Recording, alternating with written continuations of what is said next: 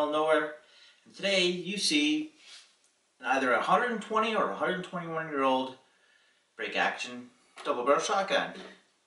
It's one of those Belgium ones, so it's nothing fancy.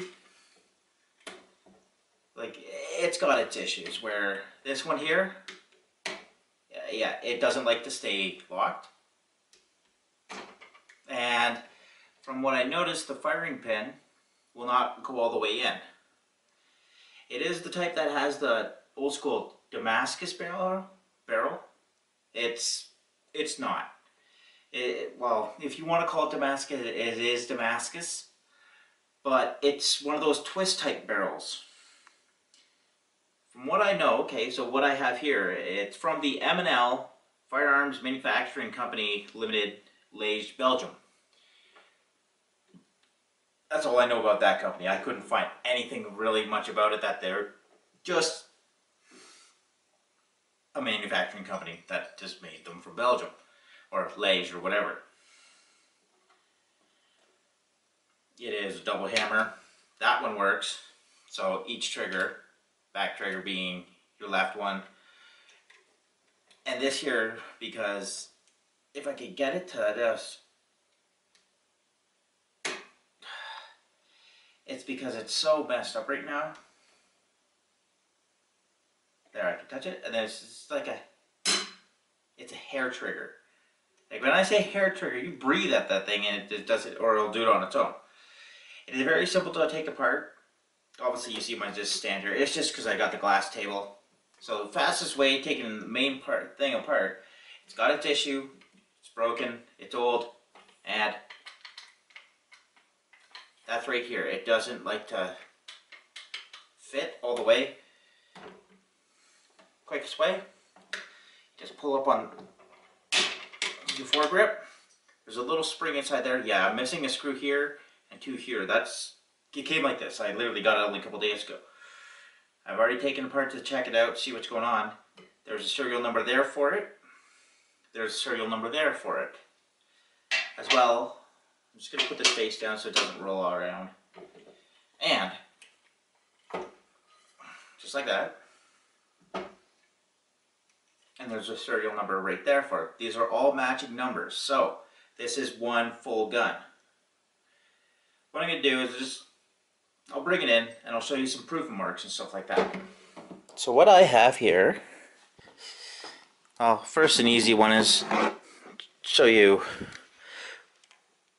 like there's your serial number, 77058, and it's from, if I can get it, M&L, and there's a little crown there. It almost looks like it's a K and L in this one, but it's an M. And you can see that little proof mark, that is called the Perron. It used to be a sole proof up until 1810, so from 1612 to 1810, that was the sole proof, that big little stick thing. I don't know what that is up top, maybe it's just like something else, but I can't really tell. But that's the manufacturer's there. So I'll put this down and that'll go to the barrel. Barrel has a lot more because, well, this is where the explosions are going to be happening. So in there you can try to get in there, get the light. So you can see there's the M&L with the crown. So the ELG there is for the introduction of designated arms proved by conformity of German proof law of 1891. It now represents definitive black powder proof except in muzzle loaders. So that's what the ELG was, and that's from 1893 to present. That's what that mark is consisting of. Okay, above it, it's a really hard one to see. Okay, that is a 12 and a Q. That's what I can see it at there. I'm going to have to wash these up and clean them up eventually. Okay, and above it, so the 12Q is the nominal gauge applied to the shotguns. I don't know what the Q is for. It could be any letter apparently. It might actually be a C, but let me see. You know what? It is a C. I'm wrong. It's not a Q. It's a C. It's hard to see through the camera. And okay, there's that Perron mark.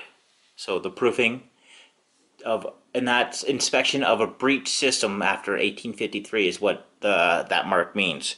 So that's why you've seen it on the actual receiver part, the other half of the breech. And then you got two sets of the looks like an E and an L in a weird form. Like you're gonna barely see them on this side here. That's why I'm showing the other side here, because they're there. It's just really, really horribly done. Yeah. And I don't know what that mark is there, but it's right above the 82. Okay, so what that is, the EL, that is your proof of barrels. So barrel proofing, that's 1852 to present. And then you see just the 18.2. Okay, I'm just gonna put this in there, because that's not light to carry. Okay, so 18.2, that is just the one number here, and then it goes to the other barrel, and you have choke 18.2. So what that is, oh, see, there's another proof of breech system. There's a number 10 on the barrel, and that's an upside down 11.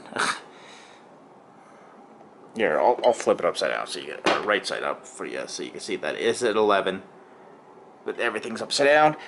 So that choke was designed for 1897 to 1898. So this is technically either a 120 or 121-year-old gun, and it being in past the 100 and, or there's about 150,000 of these apparently made, from what I've seen, but I'm not exactly sure. So don't really quote me on it, but it's just I seen that there was an old pile of these type of Damascus ones, and they're about 150,000. So I'm gonna put this at an 1898 double barrel instead of an 1897, because it's in the later half. And here, I'll even show you. There's you can see the serial number for that. So it's really simple. I'll take it all apart, and I'll show you exactly how it really oddly operates. I put upside down because it likes to rock. And you can see, actually, here's the thing I'll show you before I take it apart. The function.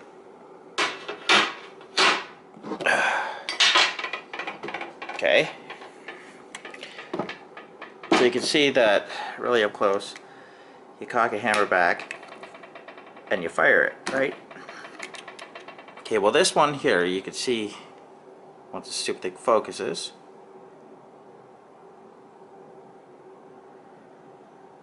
okay, so you see how the hammers are close, see how much is there.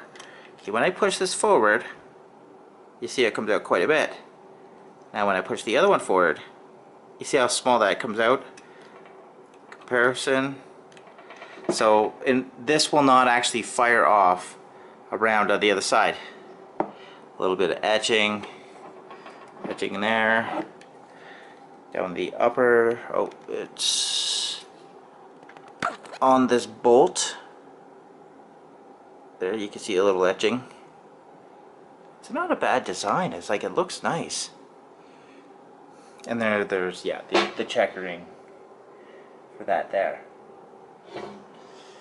I don't know if it showed. I'll show it later. And more there. Now, this thing has been through quite a bit. Okay, underneath this is a chunk of lead. There's literally lead under that. Then there's a little bit of etching right there. Okay, so I'm going to take this all apart as much as I can. I'm going to show you how to do it. not as that much because I need two hands, and well, I ain't a pro. So I'm just gonna take this. I'm gonna move this out of the way. All I did, because how this comes out, it just fits in here, and that bolt goes in there. And you can see how it comes up here, and this pin sits in there because though it's not completely round all the way around, and you would literally just have that in there, and it sits flush, and then you put your bolt in and screw it in, and that's how it keeps it in place. You know what? That can stay in there right now. That's fine. But you're supposed to have another bolt that goes in the wood. So a bolt in the wood and two bolts here that go through here. Okay? And this just stays in literally by the function of that. That's actually a little too tight.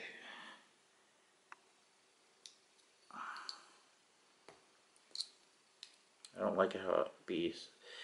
It is too tight, because if it's too tight, it can't function and get out really easily. You can't disassemble it. So you've seen how I fought with that at the start. So I'm just going to put this back together now that I give it a little looseness.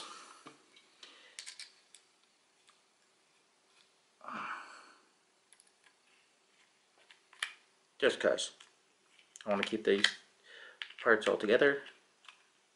Try to find another bolt. There. That could stay there. Just it's there for now. It's out of the way.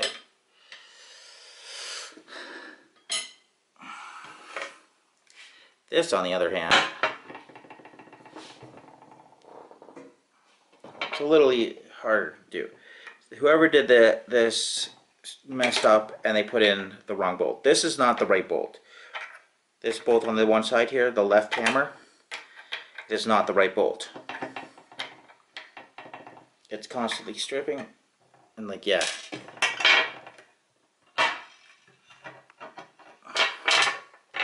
It's my gun, and I really only paid not even 150 bucks for these. I think I paid, after the combo deal, because I bought 5 different shotguns, that this one would have come out to 125.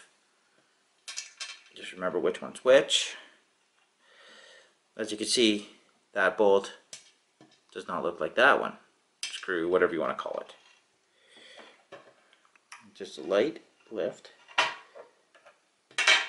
Just make sure when you lift it up, it's even. So the wood's got damage. You can't cock the right hammer back in and open the breech. Something I haven't done yet. So these little screws are, or whatever that holds in the... Jeez.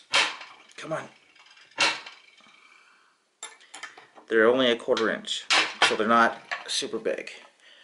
Just gonna get a decent handle because I don't want to break the glass.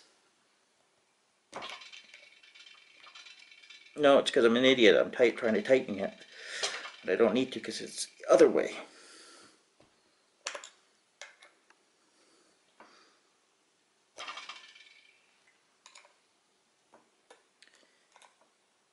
Uh-oh. So that's not good.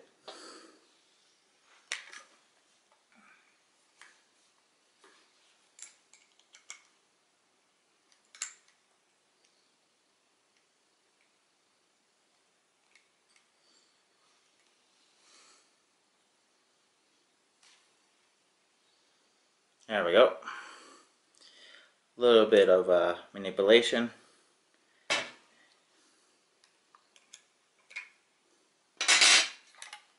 So it's just a matter of unscrewing these. They can come out by hand. I have not taken these ones out yet. I have not unscrewed these parts. That's what I should say. So, basically there's your firing pin. Pretty, it's bent. Your old spring, and that just goes, oh, let's see if I can show you. That would just go Good lighting.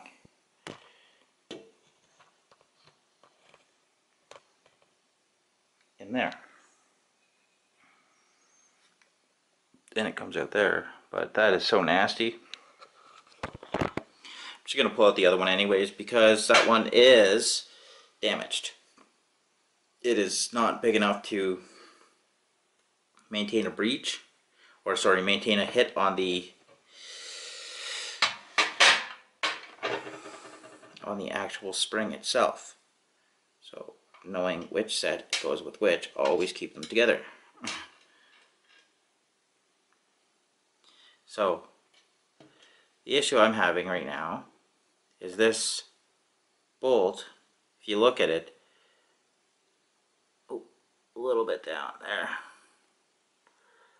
So to match up to where the firing pins are, this here is a lot shorter than this one.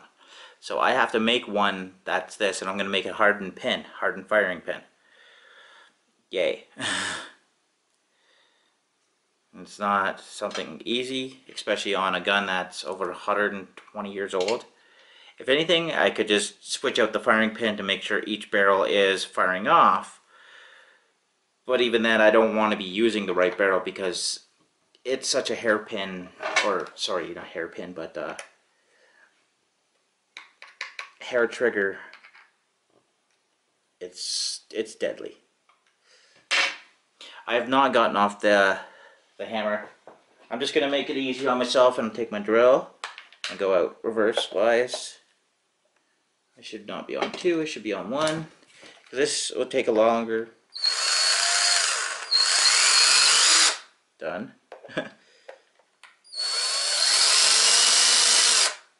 Okay. Pull out the pin. And I usually keep them in place so I know which ones are where. Okay. And there's your whole mechanism. And that's what engages by the triggers. So that is this one. And that is this one. Exact same thing, just reversed. Now, if I want to just get everything even farther, let's loosen up just enough just before I take the drill. Okay. Might as well just take a loosening to these just so as I can. Speed it up.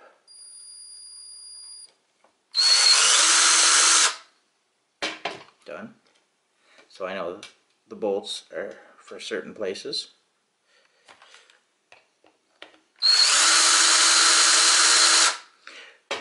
That is just to lock the breech, the handle piece in with the breech at the bottom. This bolt goes all the way to the top. So that's what that does. That pulls all the way out. So I know that is there. No, you're gonna stay. Okay. So it doesn't want to stand up. It's a real pain in the ass. This last bolt, it goes into the wood. And it has its own little bit of etching.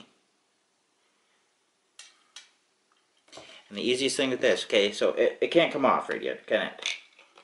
Well, it unscrews right from the front. You can screw it all the way, but the way you do that is you keep winding it, but you stop. Now, see, the only thing to get the trigger group out now is literally this little bolt. But somebody before me, I don't know, in the past 120 years of its life, decided to break this bolt out to hell. And it's really hard to get out.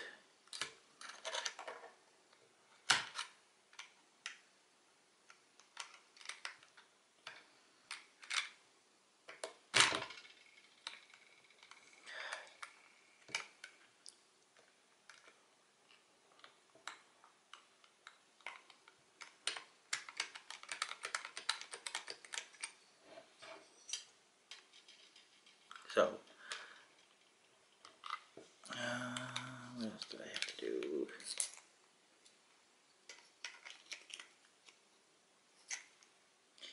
that bolt. So, okay, so the other part is there. See how that covered up that bolt piece there. But inside of here is the other half to this bolt. So, in order to take that out, just like always, a flathead screw, untorque it first, and not run the screw or the drill over the whole gun. Oh, stop eating this jerk.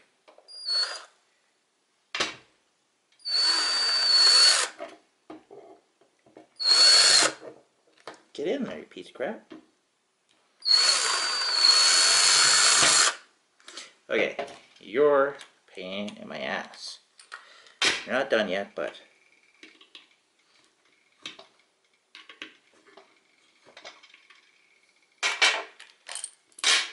and that's it. And I just push it up the bottom. Usually it comes out, and that's it. That is literally it. You can take this off, but good luck. I can't get it out. This is just 2 bolts. There is literally a piece of lead here, so if you want to use this as a club, you could. Here, I'll even try to take it off.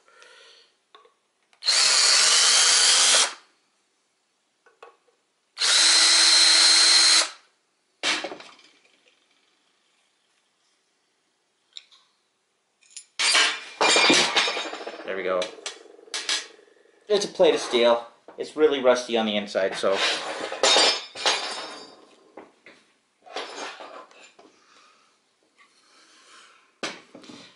that is pretty much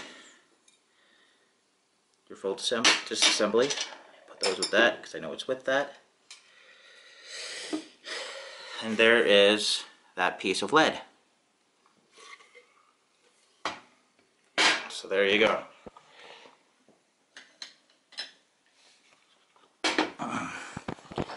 A full disassembly. Pretty simple to do. Well, if you want to call it that. But other than that, like you look at these lines, they're not bad. They look nice. So I'm going to give this a full cleanup now that it's completely disassembled again, as I've done it once. But I don't really want to get much in there.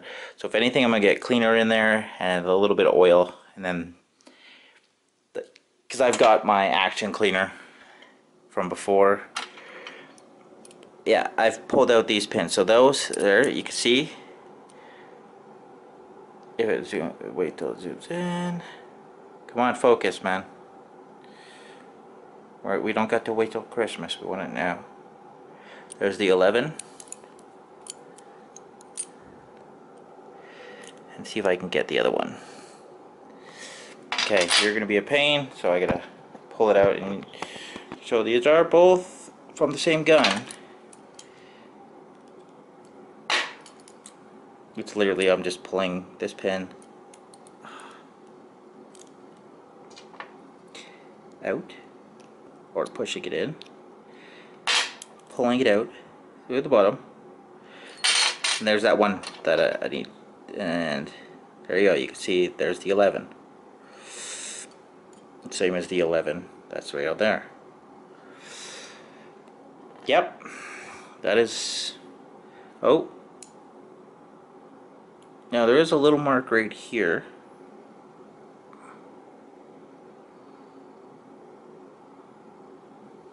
Here, let's see if I can. Some kind of weird thing, but I don't know what it is. There is some crud inside of it, and there's the 11 again. I don't think this has a proofing on it. Just has a little bit of etching.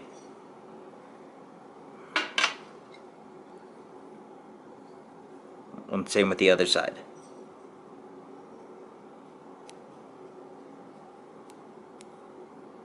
It's really hard to get it working.